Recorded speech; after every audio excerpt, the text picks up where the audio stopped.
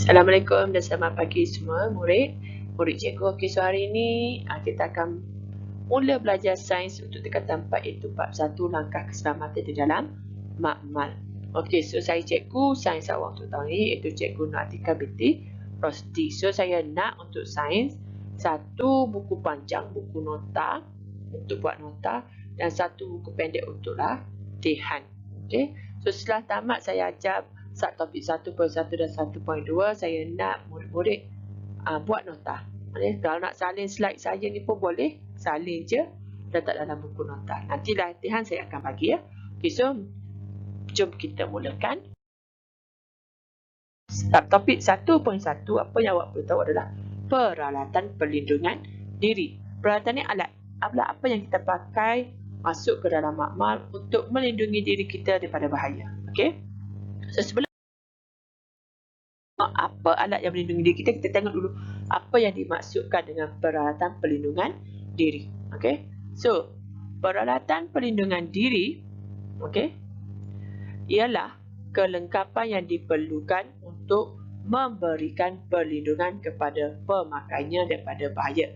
So, maksud peralatan perlindungan diri ni, bila seseorang tu pakai, dia akan memberi perlindungan. Maksudnya kalau awak pakai ni, awak bukan takkan bahaya, kita kurangkan daripada bahaya. So kita tengok apakah dia macam baju doktor tu. Okey. Baju makmal fungsi dia adalah untuk baju makmal terdiri pada lapisan keselamatan yang mudah untuk dibuka sekiranya berlaku kecemasan. Fungsi dia adalah untuk melindungi kerosakan pada pakaian. So katakan buat eksperimen, tiba-tiba bahan kimia tumpah pada baju makmal. Okey. So kita nak elakkan terkena pada pakaian kita, so kita buka terus. So maknanya dia tak kenalah pada baju awak. So bila tak kena baju awak, tak adalah terkena pada kulit awak. Sebab itu kita pakai baju makmal. Kadang-kadang kalau guna bahan kimia itu, dia boleh menyebabkan berlubang. So kalau kena dekat baju makmal. So baju awak selamatlah. Okey, yang terakhir adalah kasut bertutup ataupun kasut keselamatan. Okey, kasut yang bertutup perlu dipakai ketika berada di dalam makmal. Fungsinya untuk melindungi kaki daripada tumpahan bahan kimia dan serpihan kaca. So bila awak pakai kasut bertutup, bahan kimia sudah jatuh kena pada kasut. Tapi sebenarnya yang penting sekali adalah untuk mengelakkan kena serpihan kaca. So katakan awak pegang tabung uji ke beaker ke jatuh, pecah, so awak takkan terkena kaca.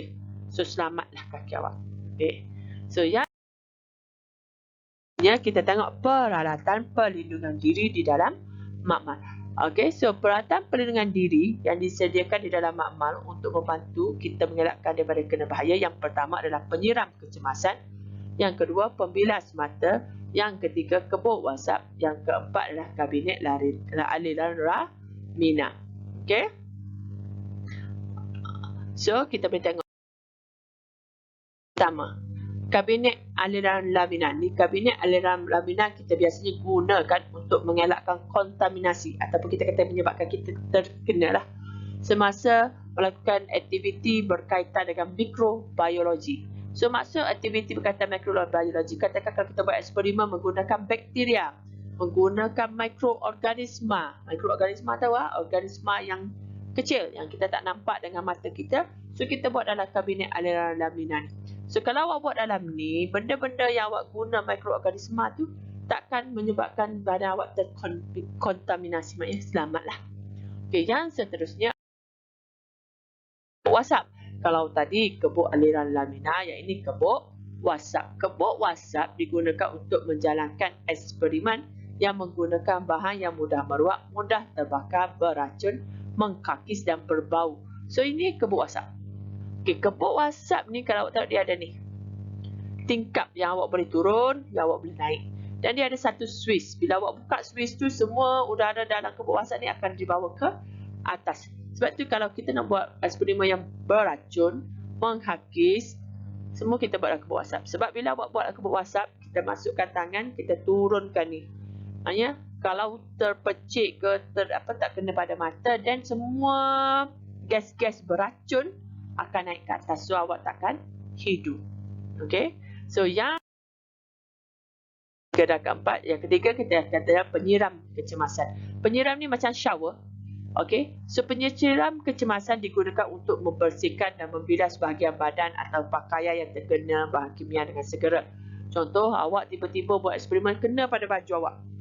Bila kena pada baju awak, awak terpakai lekuk kena baju. So macam mana nak atasi, sebab bila bahan kimia ni kita kena basuh. Awak pergi dekat bawah ni, tarik ni, pemegang ni. So bila je awak tarik, zup, air akan keluar. So bila air keluar, cucilah. Sebab bahan kimia, cara nak hilangkan dia, kita kena cuci dengan air yang banyak. Sama juga minum air masak yang banyak. Okay, yang keempat adalah pembilas mata. Pembilas mata digunakan untuk membilas dan mencuci mata yang terkena bahan kimia dengan segera. Awak buat eksperimen tiba-tiba terpecik, kena mata sebab tak pakai goggle kan. So kita pergi dekat sini, buka mata awak, tekan ni. Ni, ada tempat tekan ni. So air akan keluar. So kita cuci mata kita dengan air yang banyak. Okey, so subtopik yang kedua iaitu 1.2 pembuangan bahan sisa. Kalau tadi kita tengok apa peralatan perlindungan diri dalam makmal, sekarang kita tengok macam mana kita nak buang bahan-bahan sisa. Bahan sisa ni bahan yang kita tak nak dah selepas kita buat eksperimen. Okey.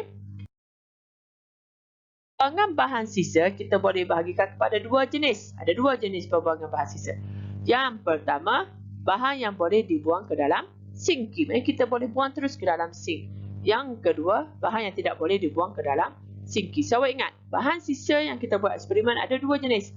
Satu, kita boleh buang terus dalam sink. Satu, tak boleh. Okey, so kita tak.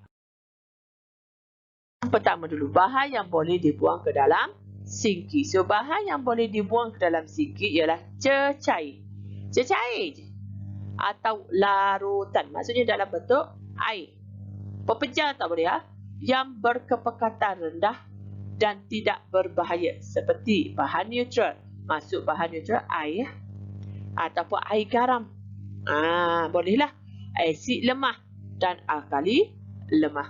So kalau yang bahan neutral, air garam, asid lemah, alkali lemah boleh buang terus dalam sinki dengan syarat dia mesti cair.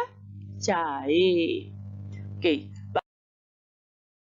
Boleh dibuang ke dalam sinki pula ialah sisa pepejal. Maksudnya bahan-bahan pepejal dalam bentuk pepejal kita tak boleh buang dalam sinki.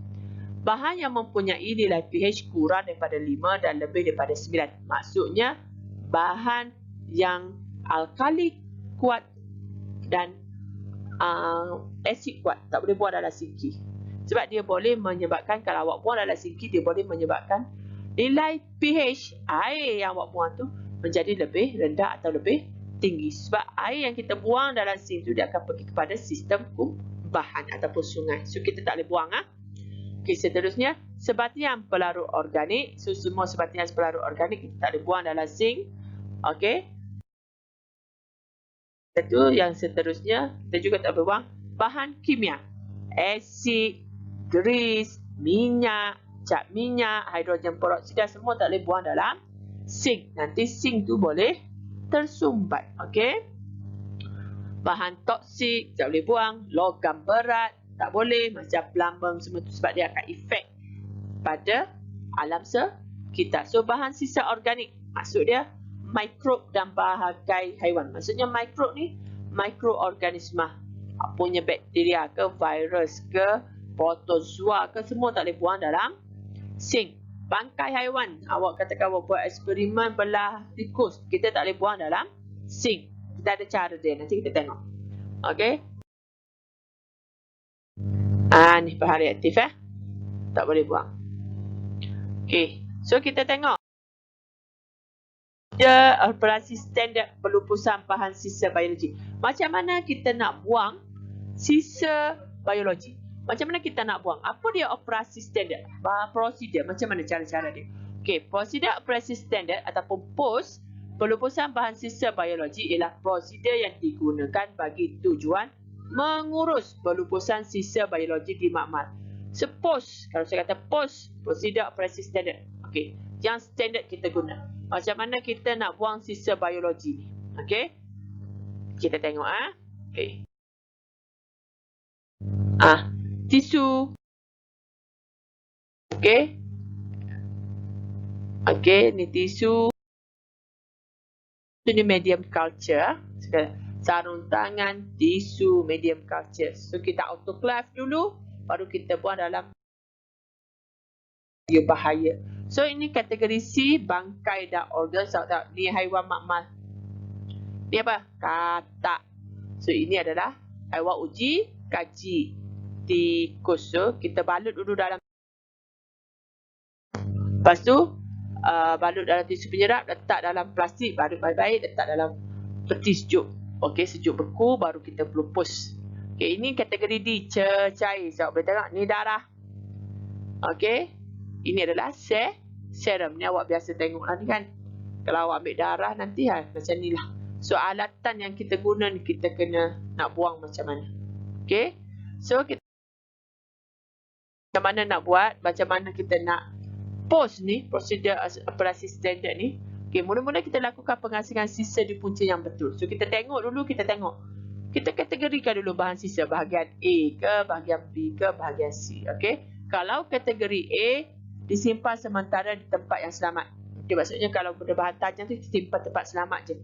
Okey, kalau kategori B, kita masukkan ke dalam beg autoclave, kalis bocor dan di autoclave. Autoclave pada suhu 121 degree Celsius, tekanan 15 PSI dan 20 minit. Kalau awak tanya saya, cikgu macam mana nak buat autoclave, nak cari? Tak, dia dah ada alat dia. Cuma kita masuk sahaja.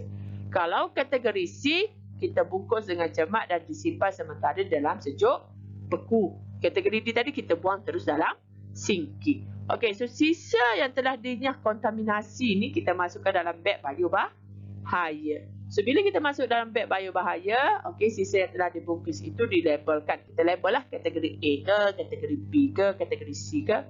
Okey, lepas tu kita masukkan dalam tong biobahaya. Tong biobahaya ni disimpan sementara dalam keadaan selamat, terkawal dan disejukkan sebelum pelupusan berpusat dijalankan. Maksudnya bila kita nak buat pelupusan baru kita bawa keluar. So inilah ni plastik biobahaya ni, plastik biobahaya ni. Ini plastik biobahaya.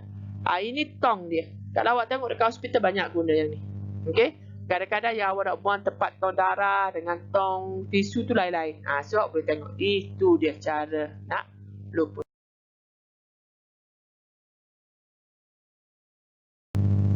Okey, itu saja untuk hari ini. Topik 1.1 dan 1.2. So harap anak murid cikgu faham. So lepas ni boleh buat nota dekat buku nota dan buat latihan nanti dekat buku latihan ya.